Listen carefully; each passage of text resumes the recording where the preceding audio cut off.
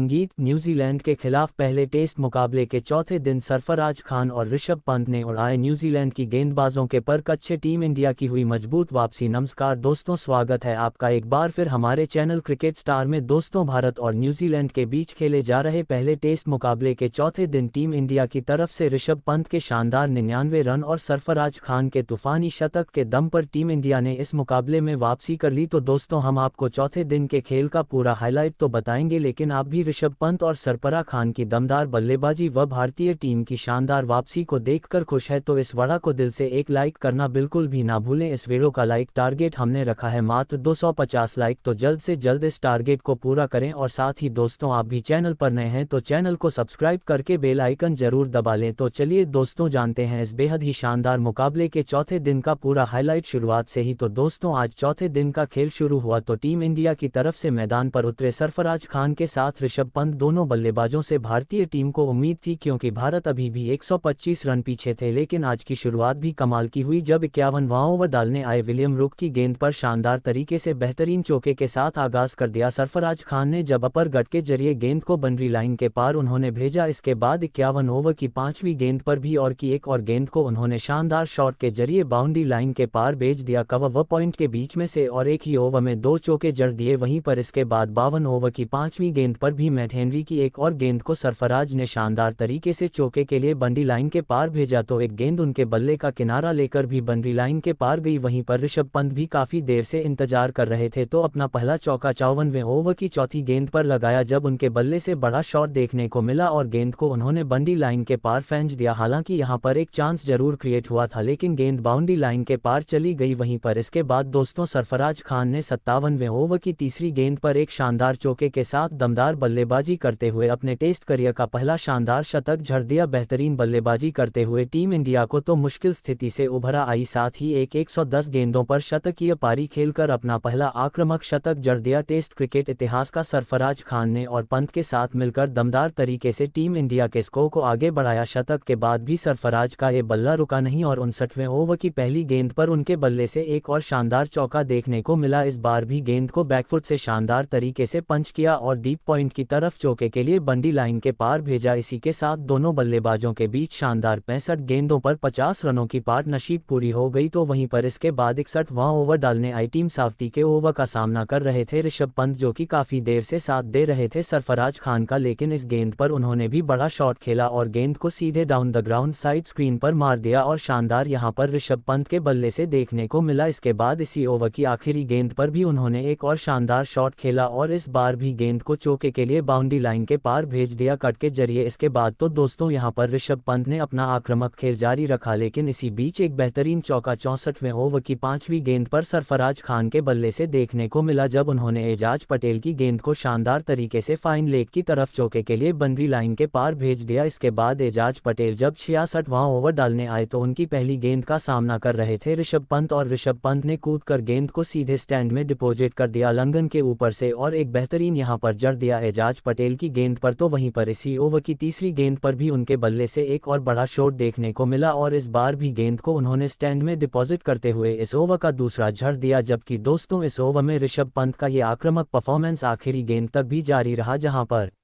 Over की आखिरी गेंद पर भी उन्होंने लॉन्ग ऑफ की तरफ एक और बड़ा शॉट खेला और एक बार फिर से गेंद को बाउंड्री लाइन के पार भेजने में वह कामयाब हुए। इसके बाद दोनों बल्लेबाजों के बीच ये साझेदारी अब सत्य की साझेदारी की तरफ बढ़ रही थी और इस सत्य की साझेदारी को पूरा किया। 69वें ओवर की आखिरी गेंद पर सरफराज के बल्ले से लगे चौके के साथ ही दोनों बल्लेबाजों ने 120 गेंदों पर 103 रनों की पार्टनरशिप कर डाली। इसके बाद ऋषभ पंत ने 7वें ओवर की चौथी गेंद पर शानदार चौके के साथ ही मात्र 55 गेंदों पर अपना शानदार अर्धशतक पूरा कर दिया और टीम इंडिया की बढ़त अब सिर्फ 12 रनों की बची थी। लेकिन टीम इंडिया का स्कोर जब 71 ओवर में 344 रन था, तभी एक बार फिर से बारिश स्टार्ट हो गई और इस मुकाबले को रोकना पड़ा। लेकिन दोस्तों, आज चौथे दिन के खेल में भारतीय टीम ने 22 ओवर में 113 रन बना लिए बगैर किसी विकेट के नुकसान पर। अभी भी क्रीज पर ऋषभ पंत 53 तो वहीं पर सरफराज खान 125 रन बनाकर नाबाद थे, यानी कि दोनों बल्लेबाज दमदार बल्लेबाजी कर रहे थे। वहीं पर इसके बाद बारिश के ब्रेक के बाद मुकाबला शुरू हुआ तो एक एक बार फिर सरफराज खान और ऋषभ पंत क्रीज पर उतरे तो इस दौरान भी दोस्तों यहां पर ऋषभ पंत ने शानदार आगाज किया और आते ही सचिन रविंद्र की गेंद पर बड़ा शॉट खेला और गेंद को शानदार तरीके से चौके के लिए बंडी लाइन के पार भेजकर इस सत्र की शुरुआत भी शानदार तरीके से उन्होंने कर दी। इसके बाद दोस्तों ऋषभ पंत के बल्ले से एक और शानदार शॉट देखने को मिला जहां पर उन्होंने रुक की गेंद को चौके के लिए बंडी लाइन के पार फेंक दिया। ये भी ऋषभ के बल्ले से निकला हुआ एक बेहतरीन शॉट था। वहीं पर इसके बाद यहां पर सरफराज खान ने भी एक कमाल का शॉट खेला और गेंद को अपर कट के जरिए बाउंड्री लाइन के पार भेजने में वह एक बार फिर से कामयाब हुए। ये भी उनके बल्ले से निकला हुआ एक बेहतरीन शॉट था। इसके बाद तो दोस्तों यहां पर दोनों बल्लेबाजों ने अपने आक्रामक खेल को जारी रखा। वहीं पर 7वें ओवर की आखिरी गेंद पर एक और शानदार चौका यहां पर ग्लेन फिलिप्स की गेंद पर देखने को मिला। ऋषभ पंत के बल्ले से बैकवर्ड पॉइंट की तरफ जहां पर गेंद को शानदार तरीके से कैप में डाला और चौके के साथ ही दोनों बल्लेबाजों के बीच शानदार 150 रनों की पार्टनरशिप भी पूरी हो गई और टीम इंडिया अब धीरे धीरे मजबूत स्थिति में पहुंचती हुई नजर आई। इसके बाद दोस्तों यहां पर 78वें ओवर की दूसरी गेंद पर भी एक शानदार चौका यहां पर देखने को मिला। शानदार बल्लेबाजी करते हुए सरफराज के बल्ले से जब उन्होंने गेंद को पॉइंट की तरफ चौके के लिए बंडी लाइन के पार फेंक दिया। इसके बाद उन्होंने शानदार बल्लेबाजी करते हुए 84वें ओवर की 5वीं गेंद पर सिंगल के साथ ही शानदार तरीके से अपने 150 रन भी पूरे कर लिए। सरफराज ने पहले ही शतक को 150 रनों में तब्दील कर लिया जिसके लिए उन्होंने 194 गेंदों का सामना किया तो साथ ही भारतीय टीम की बढ़त भी 51 रनों की हो गई। लेकिन इसके बाद दोस्तों यहां पर 85 ओवर की पहली गेंद पर कवर के ऊपर से बड़ा शॉट खेलना चाहते थे सरफराज, लेकिन यहां पर गेंद सीधे एजाज पटेल के हाथों में गई और भारतीय टीम को यहां पर सरफराज के रूप में करारा झटका लगा। सरफराज खान की हम बात करें तो 195 गेंदों का सामना करते हुए शानदार 150 रनों की पारी खेलकर वह पवेलियन लौटे। इसके बाद क्रीज पर उतरे केएल राहुल ने आते ही 86वें ओवर की चौथी गेंद पर एक चौके के साथ अपनी पारी का शानदार तरीके से आगाज किया तो वहीं पर इसके बाद ऋषभ पंत ने 87वें ओवर की तीसरी गेंद जो कि टीम सावती ने डाली थी, इस गेंद पर शानदार तरीके से बड़ा शॉट उनके बल्ले से देखने को मिला और गेंद को उन्होंने स्लॉग स्वीप के जरिए स्क्वाड लेग के ऊपर से स्टेडियम के बाहर फेंक दिया और यह 107 मीटर का शानदार जड़ा जिसे देखकर सब चुप थे। लेकिन इसके बाद यहां पर 88वें ओवर की दूसरी गेंद पर भी केएल राहुल के बल्ले से एक और स्ट्रेट शॉट देखने को मिला जिस पर गेंद को उन्होंने बाउंड्री लाइन के पार भेज दिया। लेकिन इसके बाद दोस्तों ऋषभ पंत जब 999 रनों पर बल्लेबाजी कर रहे तो 89 ओवर की पहली गेंद और रुकने डाली और इस गेंद पर उनके बल्ले का इनसाइड एज लगा और गेंद सीधे स्टंप पर जाकर लगी और भारतीय टीम को करारा झटका लगा और यहां पर ऋषभ पंत 99 रनों की दमदार पारी खेलकर पवेलियन लौटे लेकिन अपना शतक पूरा नहीं कर पा। तो वहीं पर इसके बाद दोस्तों रविंद्र जडेजा ने भी यहां पर 90 ओवर की तीसरी गेंद पर एक शानदार चौका स्ट्रेट शॉट